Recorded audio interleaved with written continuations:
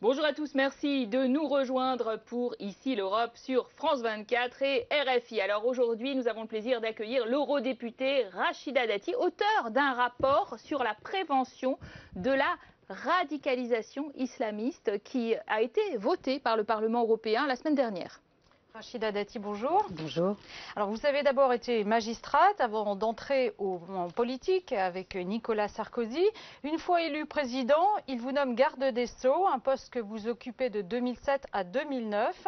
Ensuite, vous êtes élu au Parlement européen sous l'étiquette du Parti populaire européen. Vous êtes par ailleurs maire du 7e arrondissement de Paris. Alors, on le disait, vous êtes surtout l'auteur d'un rapport qui fait du bruit puisqu'il s'intéresse à la radicalisation et aux moyens de lutter contre. Est-ce qu'ils existent, ces moyens véritablement efficaces pour éviter l'embrigadement d'une jeunesse, y compris d'une jeunesse européenne, française? C'est tout l'objet de ce rapport qui m'a été confié après les attentats du mois de janvier, après les attentats dits de Charlie Hebdo. Et il y a des choses qu'on aurait pu mettre en œuvre depuis bien longtemps. Si je parle uniquement concernant la France, sur la lutte contre la radicalisation, on est au niveau zéro de la déradicalisation. Nous sommes conscients de ce phénomène, mais on ne l'a absolument pas pris au sérieux. C'est que nous sommes les politiques, je dis certains par peut-être pas bienveillance, mais en disant c'est peut-être pas si grave que ça, d'autres par cynisme, et puis d'autres parce qu'ils n'ont pas rien vu venir. Mais la radicalisation est un phénomène ancien, européen. Le gouvernement, après les attentats du 13 novembre, a annoncé qu'il allait fermer des mosquées. Il l'a fait, au moins 3 ont été fermées. C'est pas une bonne mesure d'après vous? Les mesures que je préconise dans ce rapport, qui a été voté vraiment très largement, c'est un travail que j'ai fait avec tous les groupes politiques, et c'est allé vraiment bien au-delà des clivages politiques, et c'est un des rares rapports, pour pas dire le seul, qui a autant été plébiscité par tous les groupes politiques confondus. Mais attendez. Ensuite, sur les mesures de déradicalisation, il faut d'abord en être conscient, parce que pendant longtemps, on a considéré que certains qui se tournaient sans doute vers la foi, c'était mieux que se tourner vers la délinquance. Mais en fait, ils se tournaient vers la radicalisation, et on n'a pas vu venir les dégâts collatéraux de cette radicalisation.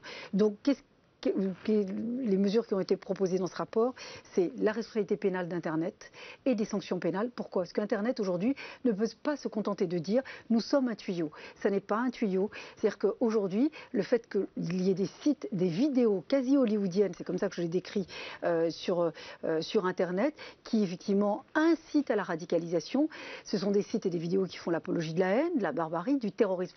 Ça n'est plus acceptable que ces géants d'Internet laissent faire. Et eux disent non, mais si vous nous demandez de fermer, on fermera. Non, ça n'est pas on vous demande de fermer, on vous demande de faire le ménage bien avant que ce soit diffusé. Pour les garçons, on leur promet d'être une vie, enfin, le paradis sur terre, et une vie de héros. Pour les filles, on leur promet d'être des femmes de héros. Et donc, elles partent là-dessus. Parce que, effectivement. Alors que la réalité est beaucoup plus cruelle pour elles. Comment pouvez-vous accepter? En plus, tous ces jeunes qui se radicalisent tous dans des États démocratiques, dans des États de liberté totale. Je reviens sur la fermeture des mosquées. Est-ce que vous pensez que c'était utile ou pas? Non, mais toutes les mesures qui permettent d'empêcher une radicalisation, qui empêchent tout prêche de haine et de barbarie, c'est juste pénal. C'est-à-dire que c'est pas on dit on a fermé parce qu'il fallait fermer. Non, quelqu'un qui appelle à la haine, c'est pas un discours religieux, c'est pénal. Donc dès lors où c'est pénal, c'est interdit, on ferme. Et ceux qui effectivement, si demain quelqu'un fait l'apologie de la haine ou l'appel au meurtre ou au terrorisme, c'est pénal. Mais peut-être qu'on a été peut-être un peu trop tolérant ou on a un peu fermé les yeux sur certains prêches ou certains appels. Ensuite, j'ai préconisé des mesures en prison pour lutter contre la radicalisation. Il y a une expérience qui est menée en France avec entre guillemets un succès, mais c'est une expérimentation, donc il faut que tout ça soit démontré au final. C'est de mettre un peu à l'écart, sans isolement. Parce que l'isolement, évidemment, n'aboutira à rien. C'est-à-dire que si vous mettez à l'écart un certain groupe de jeunes, parce que pour l'essentiel ce sont des jeunes, qui se radicalisent, d'abord on étudie le processus de radicalisation. Il faut savoir que par exemple nous avons pu déjouer des attentats par des détenus qui donnaient des instructions à l'extérieur. Parce qu'il faut savoir que ceux qui se radicalisent en prison, s'ils sont ensuite mis en liberté, ils deviennent des bras armés de certains recruteurs. Donc tout ça nous permettrait d'avoir et de l'information et de déradicaliser. Ensuite, les financements. Lutter contre le terrorisme, c'est aussi lutter contre les financements du terrorisme. Parce que quand on voit les scènes de guerre auxquelles nous avons assisté en France pour mettre à bout, pour être à bout de ces terroristes, c'était des scènes de guerre. L'arsenal de guerre, il est bien financé par quelqu'un, par quelque chose. Je ne crois pas que ce soit des rentiers ou ce soit des gens qui ont un petit tas d'or sur lequel ils peuvent financer leur arsenal. Donc, qui quel financement? Il y a des financements étrangers. Étrangers Daesh ou étrangers Arabie Saoudite, Qatar? Il y a des financements de pays étrangers, de pays du Golfe. Mais en tout cas, il y a des financements étrangers. On ne dit pas que ça finance intégralement le terrorisme. Peut-être que ça finance des structures, des individus, des associations, des pseudo-ONG qui, in fine, conduisent à la radicalisation certains jeunes et certains radicalisés passent effectivement à l'acte et à l'acte terroriste. Alors vous avez commencé à évoquer la faillite du renseignement. Faut-il plus de coopération au niveau européen? Faut-il aller jusqu'à une agence, une super CIA européenne? C'est ce que suggèrent certains. Le débat en tout cas est relancé, comme nous l'explique tout de suite Christophe Dansette. À l'origine de l'idée, le commissaire européen des affaires intérieures, Dimitri Avramopoulos. Ce dernier a proposé la semaine dernière de travailler à la construction d'une agence européenne du renseignement. Une idée défendue ce lundi par le Premier ministre belge. Une CIA européenne, je l'ai dit, c'est les mots que j'ai utilisés. Il y a cette nécessité-là à mes yeux. Et je pense que dès lors qu'il y a cet espace Schengen, il y a deux corollaires importants. Beaucoup mieux contre les frontières extérieures de l'Union européenne. Ce n'est pas le cas aujourd'hui, ça c'est un vrai problème, point 1. Et point 2, mieux échanger les données sur celles et ceux qui circulent à l'intérieur de l'espace. Une telle agence ne peut être créée sans un changement des traités de l'Union européenne, le renseignement étant par excellence un domaine relevant de la souveraineté nationale. Si l'idée semble intéresser certains pays comme l'Italie, d'autres s'y opposent, à commencer par l'Allemagne. Nous ne devrions pas gaspiller notre énergie sur une agence européenne du renseignement. Je ne peux pas imaginer qu'on puisse renoncer à notre souveraineté nationale en la matière. Berlin préfère chercher à améliorer les échanges d'informations au sein de structures déjà existantes comme Europol. À ce titre, un centre antiterroriste doit être créé le 1er janvier prochain au sein de cette agence de police européenne. Selon son directeur, ce centre renforcera les capacités de surveillance d'Internet et de contrôle du financement du terrorisme. Alors Rachida Dati, il n'y a pas que l'Allemagne qui s'oppose à cette CIA européenne. La France aussi n'y est pas favorable. Est-ce qu'il n'y a pas pourtant urgence à mettre sur pied ce type de structure pour vraiment être à même d'être opérationnel contre les terroristes? Ce qui pourrait être plus opérationnel, c'est d'abord d'utiliser les outils qu'on a. Europol, Eurojust, nous avons un autre outil qui est le système information Schengen, dans lequel il doit être alimenté. Ils sont alimentés par quoi? Les mandats d'arrêt, les mandats de recherche. Aujourd'hui, ce n'est pas totalement alimenté. La preuve, c'est qu'il y en a un des terroristes contre lequel il y avait un mandat d'arrêt international. Finalement, on ne l'a pas retrouvé. Il n'a pas pu être arrêté, alors même qu'il se déplaçait partout en Europe. Aujourd'hui, ce qu'il faut, c'est d'abord que les outils qui existent soient pleinement utilisés, soient pleinement en coopération. Aujourd'hui, Europol ou Eurojust pourraient jouer ce rôle-là. Et puis sur les coopérations entre services de renseignement, je peux comprendre les réticences des États. Pourquoi? Parce que les enjeux ne sont pas les mêmes. Donc si on veut plus échanger l'information, d'abord il faut des coopérations de service à service. Mais par exemple ce qu'on appelle les fichiers S. Parce que tous les individus étaient connus des services de renseignement, que ce soit en Belgique ou en France. Mais parfois, même si on avait voulu interpeller, la Belgique peut dire, attendez, moi c'est pas dans mon intérêt de vous le livrer entre guillemets, parce que nous, on a encore besoin d'un peu de temps pour démanteler une filière, parce qu'on a encore besoin d'informations.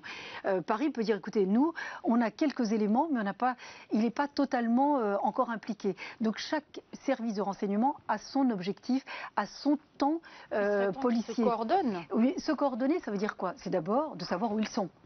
Parce que regardez, quand il y a eu les attentats du mois de janvier, on découvre que la petite amie d'un des terroristes était partie en Syrie via l'Espagne parce que les services de renseignement espagnols donnent l'information à la France.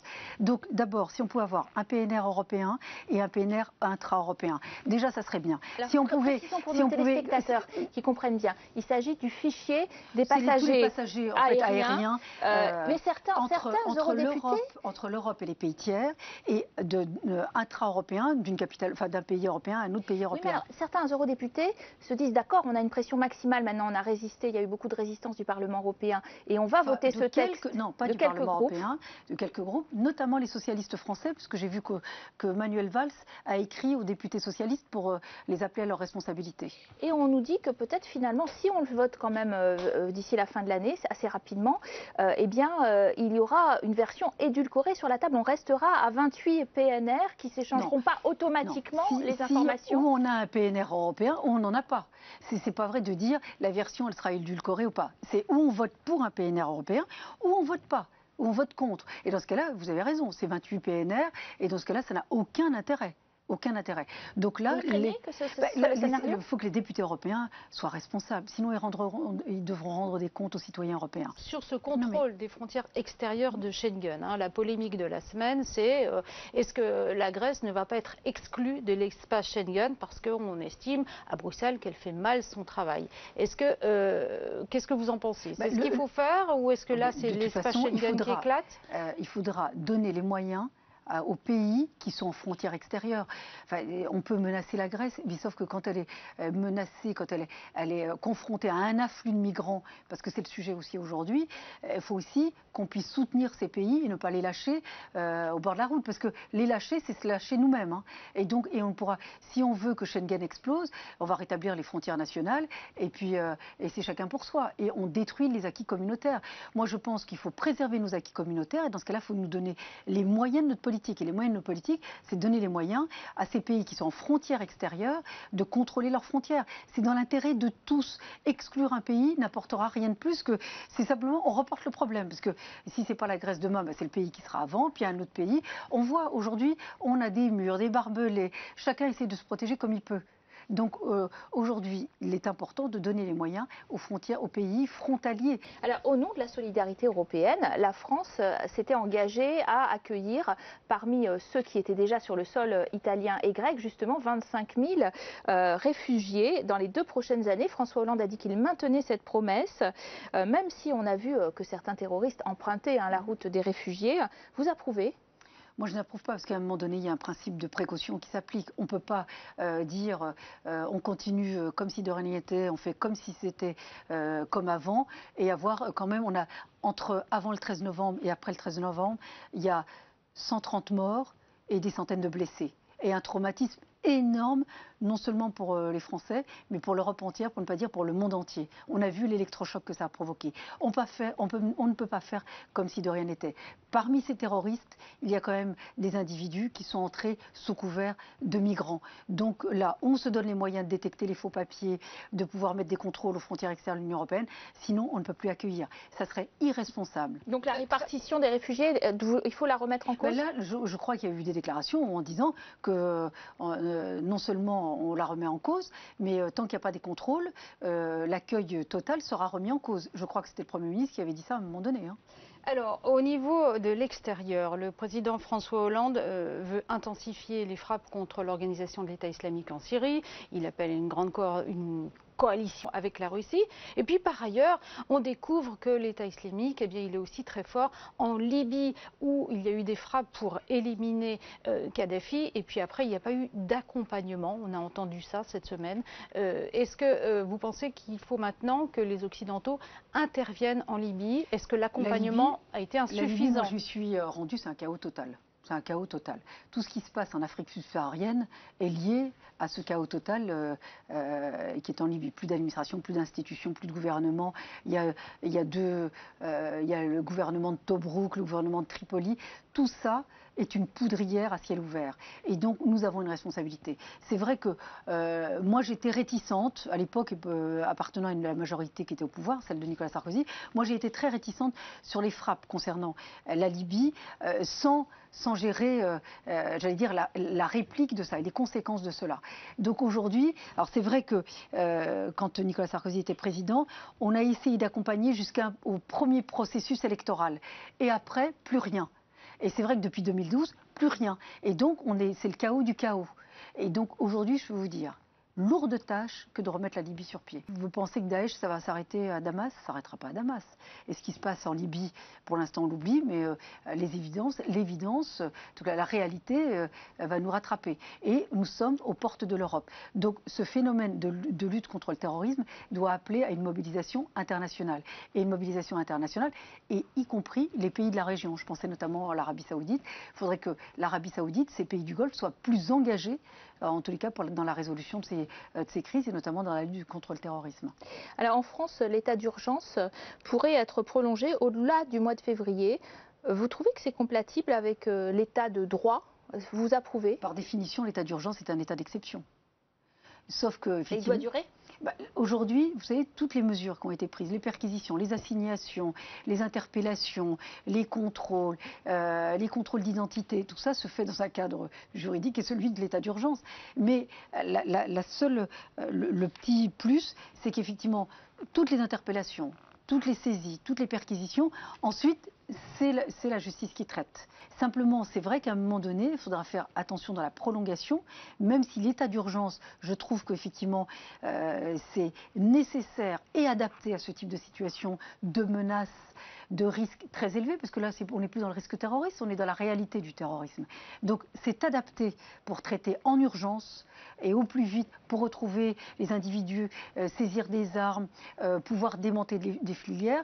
Mais à un moment donné, on ne peut pas être en état d'urgence pendant 10 ans. Donc, il faudra prendre les mesures en conséquence. Donc, les centres de déradicalisation, les interpellations, les retours, et pouvoir un peu tracer tous ceux qui sont fichés, les personnes radicalisées, pouvoir les traiter ou les interpeller. Mais il faudra mettre des mesures en conséquence pour que le jour où l'état d'urgence, quand il sera levé, qu'on puisse continuer à avoir un niveau de sécurité tout aussi élevé que nous avons aujourd'hui. Merci Rachida Dati d'avoir été notre invitée. Merci à tous de votre fidélité. Tout de suite, votre rendez-vous avec l'information sur France 24 ou bien sur Radio France Internationale. Très bientôt à tous.